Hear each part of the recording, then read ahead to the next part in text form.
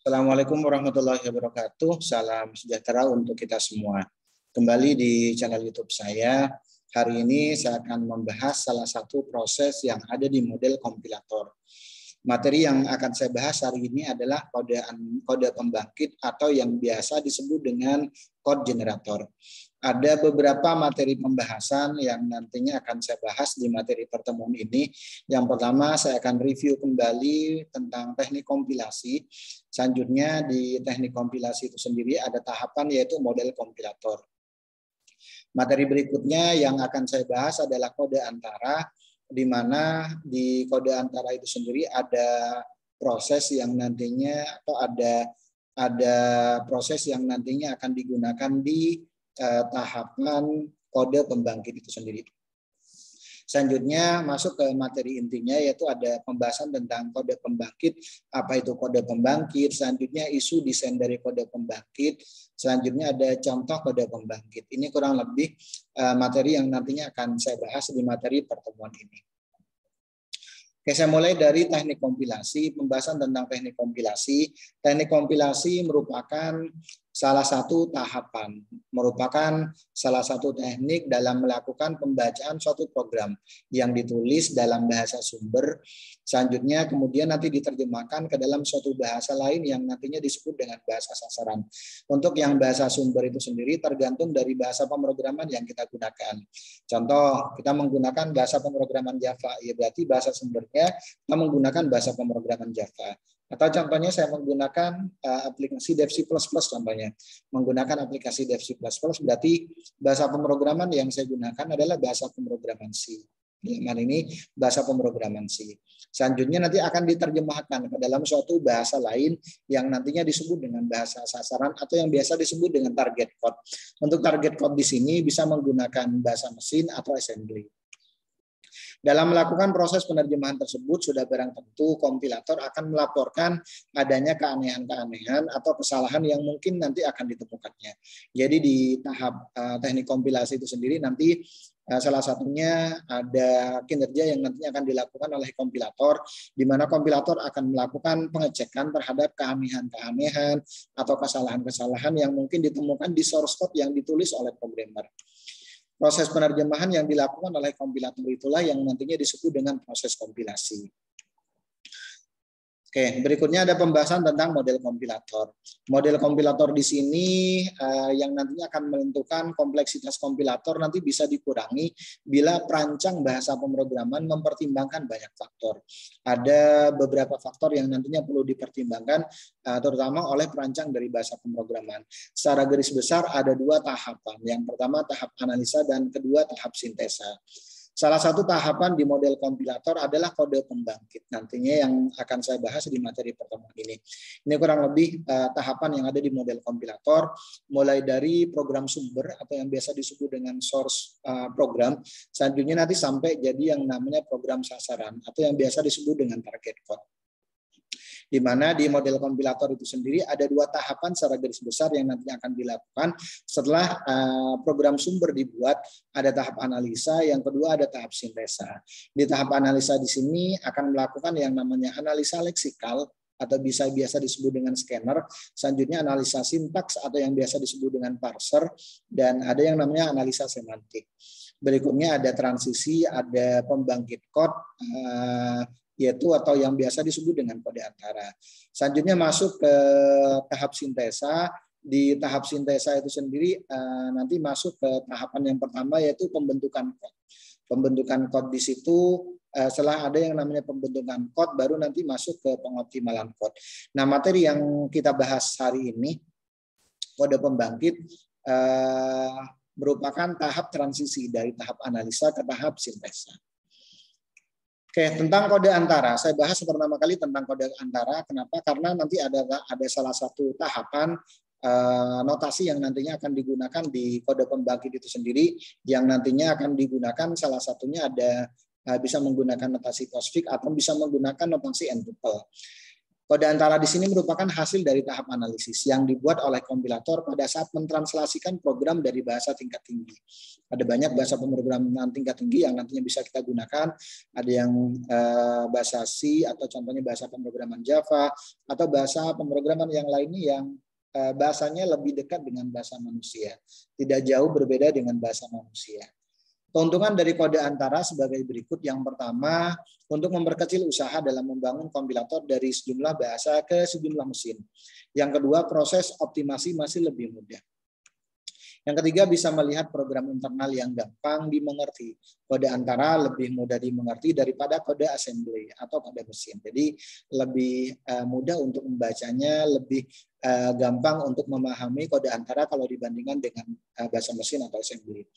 Cuman kode antara di sini punya kekurangan. Kerugian dari kode antara adalah waktu yang relatif lebih lama dibutuhkan karena melakukan dua buah translasi.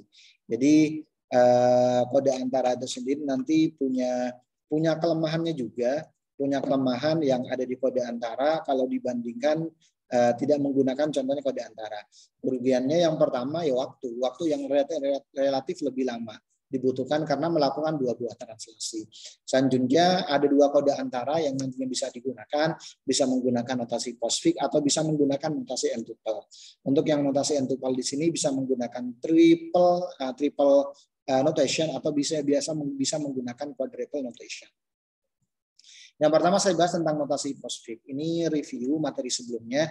Pada notasi postfix operator diletakkan paling akhir. Maka disebut juga dengan notasi suffix atau reverse polish. Bentuknya sintak notasi postfix kurang lebih seperti ini. Ada operan baru nanti operator. Jadi dari notasi yang ada.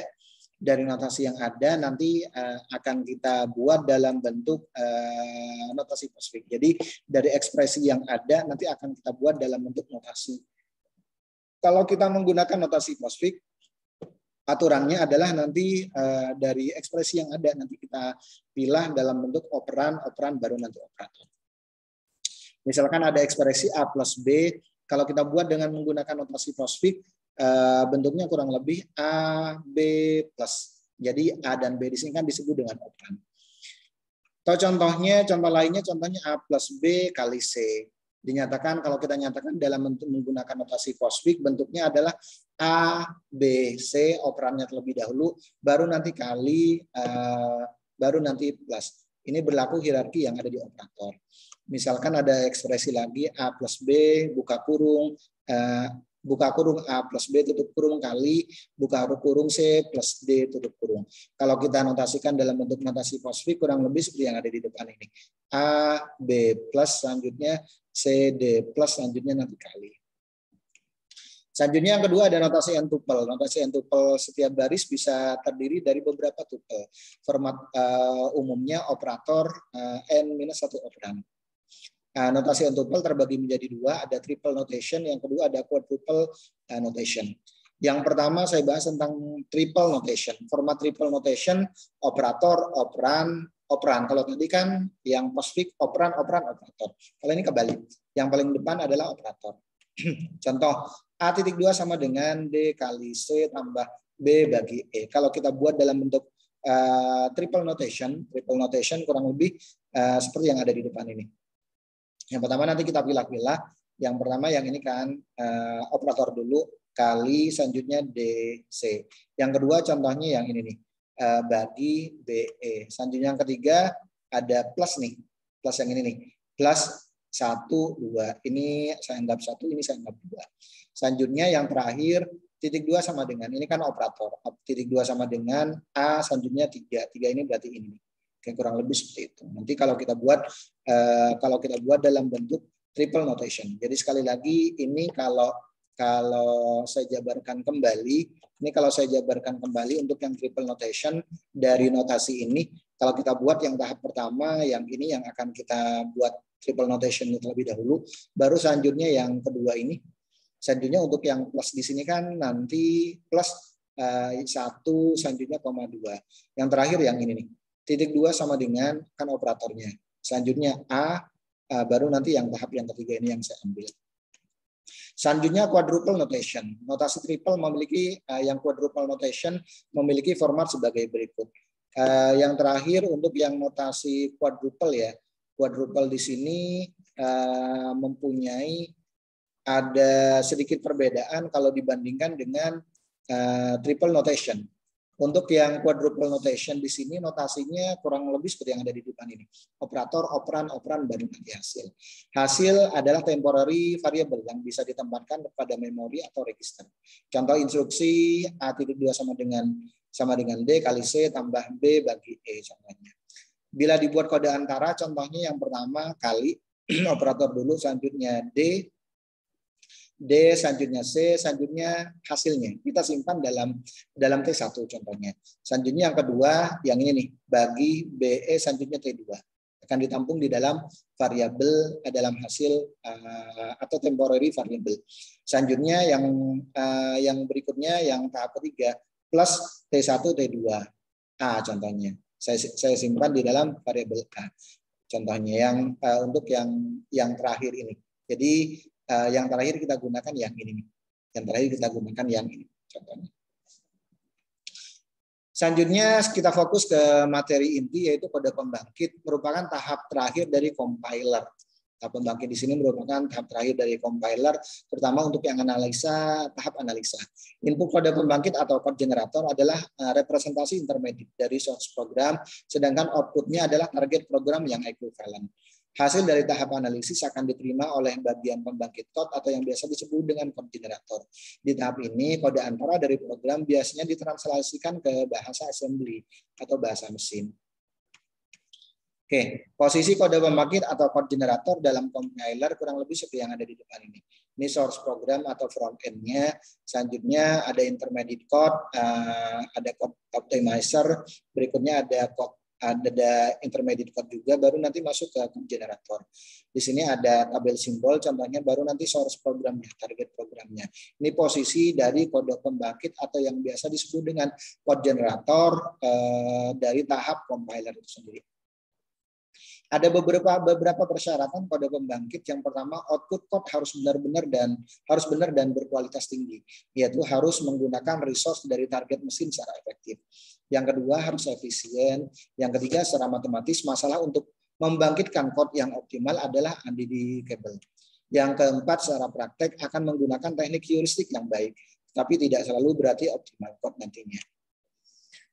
Selanjutnya, isu desain kode pembangkit walaupun sangat tergantung kepada target mesin dan operating system. Masalah-masalah penting dalam code generation, yang pertama ada input untuk code generator, yang kedua ada target program, yang ketiga ada memory management yang nantinya akan saya bahas setelah ini, yang keempat ada instruction selection, yang kelima ada register allocation, selanjutnya keenam pemilihan urutan evaluation, yang ketujuh ada pendekatan code generator. Ini kurang lebih isu desain dari code pembangkit. Saya bahas satu-satu tentang input dari kode pembangkit. Input terdiri dari representasi intermediate code pada source program yang dihasilkan oleh front end. Diasumsikan bahwa sebelum code generation, front end telah melakukan tahap analisis. Antara lain ada tahap scanner, ada tahap parsing, ada tahap scanning, parsing, dan menerjemahkan code program ke dalam detail representasi intermediate detail.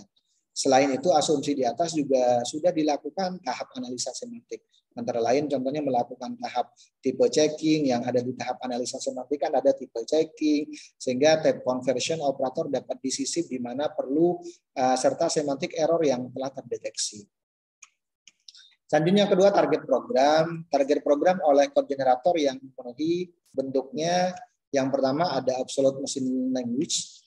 Selanjutnya relocatable machine language, assembly language. Selanjutnya absolute machine language di sini mempunyai keuntungan dapat ditempatkan dalam lokasi tetap di memori dan dapat langsung dieksekusi. Contoh ada compiler, contohnya seperti What5, contohnya kita bisa menggunakan contohnya nanti kita bisa menggunakan dalam hal ini contohnya kita bisa menggunakan Fortran, contohnya Fortran programming.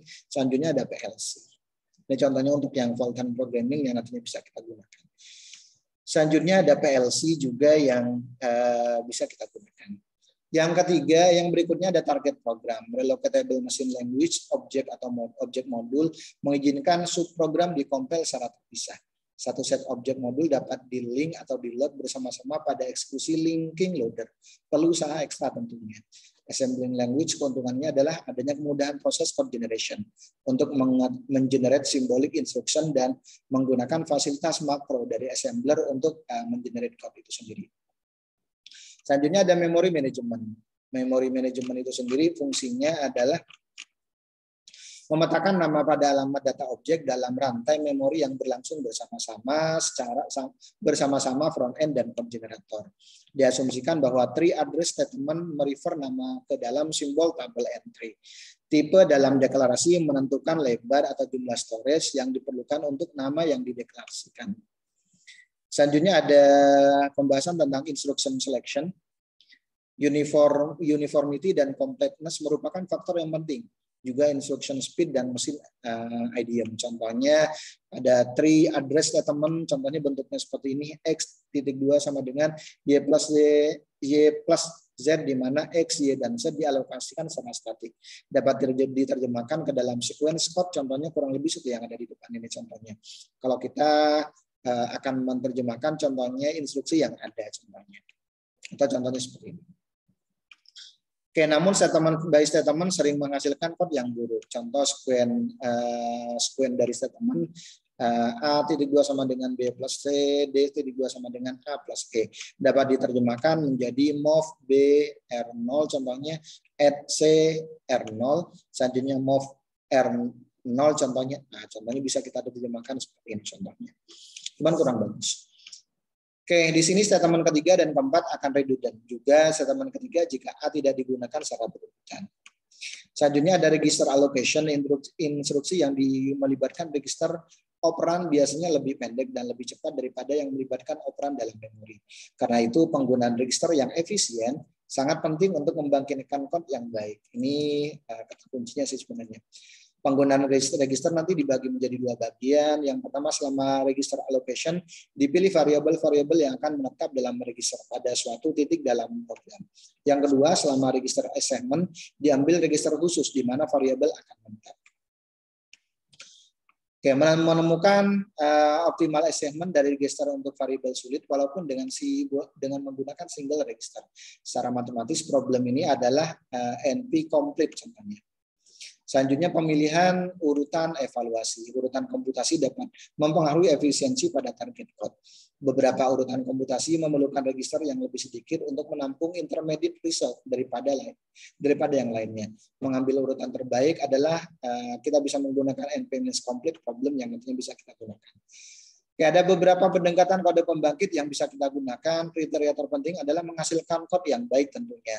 Tujuan perancangan adalah mudah diimplementasikan, yang kedua mudah dites, yang ketiga mudah di maintenance, yang keempat contohnya pendekatan kode pembangkit dan tujuan dari perancangan kode pembangkit itu sendiri. Jadi ada beberapa tujuan dibuatnya kode pembangkit sehingga nanti akan mudah diimplementasikan, mudah dites, mudah di maintenance. Contoh kode pembangkit seperti yang ada di depan ini. Setiap statement 3 alamat dengan bentuk X.2 sama dengan Y plus Z bisa diubah ke dalam urutan intermediate code contohnya. Kita bisa merubah contohnya seperti ini. Oke, selanjutnya contoh lain dari kode pembangkit, hasil dari tahap analisis melalui intermediate code akan diterima oleh bagian pembangkit code. Kode antara dari program biasanya ditranslasikan ke dalam assembly atau bahasa mesin. Contoh A plus B, buka kurung A plus B kali C plus D. Kode antara dalam bentuk quadruple adalah ini yang tadi kita bahas sampai bentuk yang quadruple contohnya. Tentang kode pembangkit dapat ditranslasikan ke dalam bahasa assembly dengan menggunakan akumulator tunggal contohnya. LDE A muat isi A ke akumulator contohnya, maksudnya LDA A kita muat isi isi variabel A di situ ke akumulator. Selanjutnya add B, tambahkan isi akumulator dengan B contohnya. STO TI, simpan isi akumulator ke TI1. Selanjutnya LDA A, LDA C, muat isi A ke akumulator. Add D, tambahkan isi akumulator dengan D. STO T2, simpan isi akumulator ke T2. Dan seterusnya, ini contohnya. Oke, selanjutnya keluaran dari code generator akan diterima oleh code optimizer. Misalkan untuk kode assembly di atas bisa dioptimasi menjadi contohnya kurang lebih seperti ini nanti, yang nantinya bisa kita lakukan contohnya. Kalau berbicara tentang kode pembangkit, terutama untuk keluaran dari code generator yang nantinya akan dibuat dalam bentuk kode pembangkit. Oke, demikian penjelasan dari materi pertemuan ini. Mohon maaf kalau ada kata-kata yang kurang berkenan. Saya akhiri. Assalamualaikum warahmatullahi wabarakatuh dan salam sehat untuk kita semuanya.